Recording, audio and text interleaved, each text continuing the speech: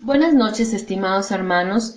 Nuestro estudio de este martes de la Semana de la Reforma lleva por título La Iglesia en el final de la Edad Media y tiene como referencia Apocalipsis 2, versículos 19 al 29 que ya hemos leído.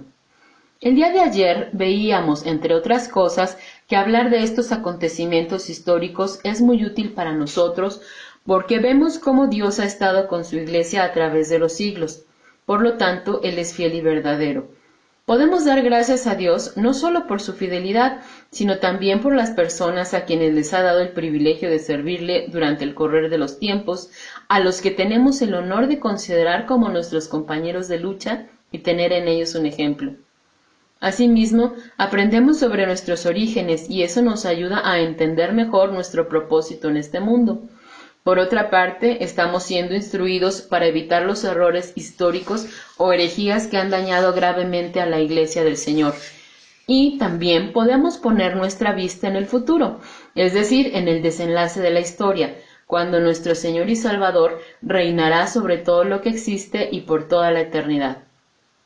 Lo primero a considerar en nuestro estudio del día de hoy es que hay un periodo en la historia de la humanidad llamado Edad Media, el cual comprende un tiempo bastante largo que va de los siglos V al XV, es decir, abarcó aproximadamente 1000 años, y es una etapa conocida por su estancamiento o nulo progreso en todos los sentidos. Incluso la Edad Media en general es sinónimo de abusos, ignorancia y superstición impuestos por la Iglesia católico-romana en aquellos lugares donde ella tuvo dominio e influencia, que no fue solamente el continente europeo, sino también Asia y América, es decir, prácticamente todo el mundo. El día de hoy todavía surgen noticias sobre lo que pasó en esos tiempos. Un ejemplo que los mexicanos tenemos muy a la mano es la petición que a principios de este mes de octubre nuestro gobierno hizo a la Iglesia Católico Romana para que ofrezca disculpas por las atrocidades cometidas en contra de los pueblos originarios durante la época de la conquista. Entonces, como parte de este estudio, debemos tener en cuenta que la Edad Media no son unos cuantos años y que su característica a nivel general es que fue un tiempo de penumbra, es decir, una época desventurada para la humanidad, y por lo tanto, encontrar personas fieles a Dios en aquellos tiempos tan oscuros era difícil, pero no imposible. ¿Pero daremos gracias a Dios por todo esto? Por supuesto que sí, porque cuando está más oscuro es porque está a punto de salir el sol. Y a propósito de ello, a esta etapa de la humanidad, por su aspecto negativo, también se le conoce en la historia universal como obscurantismo.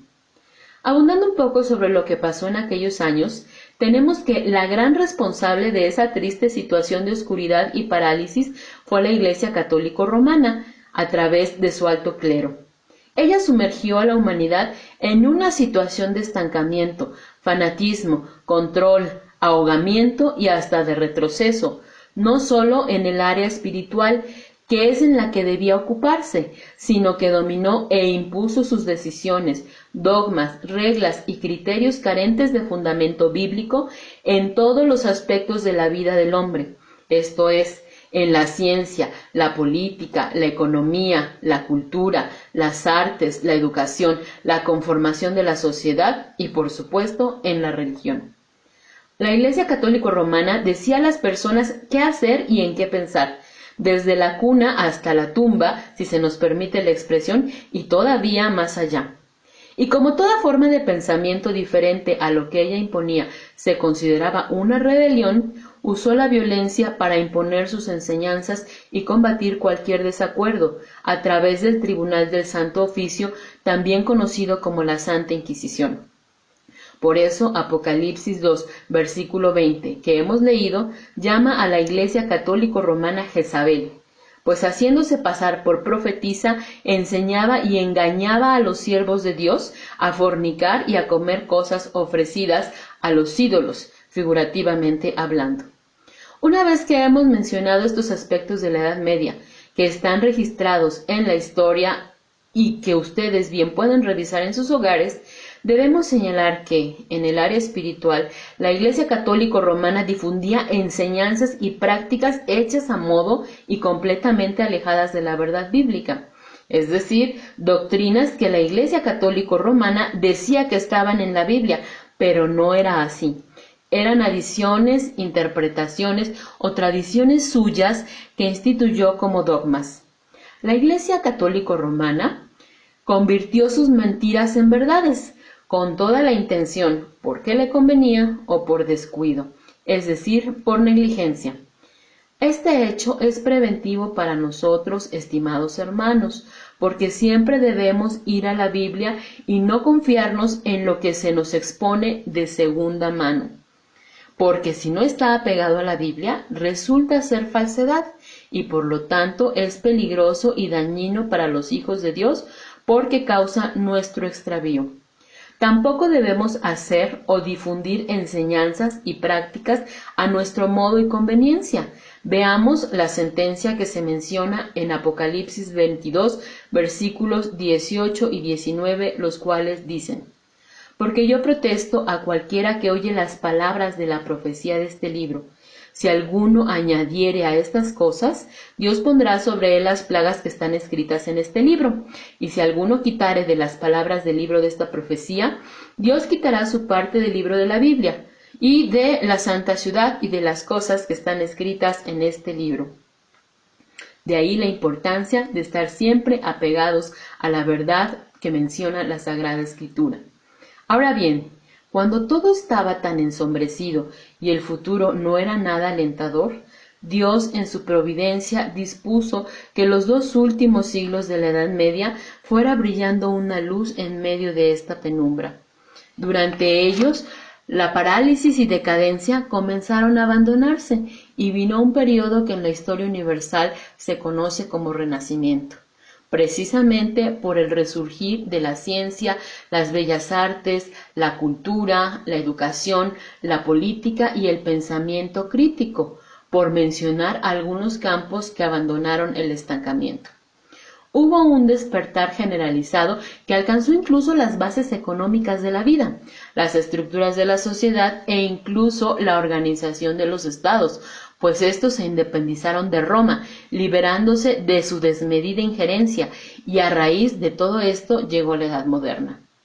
En el área religiosa, esa luz surgió a través de la Reforma Protestante.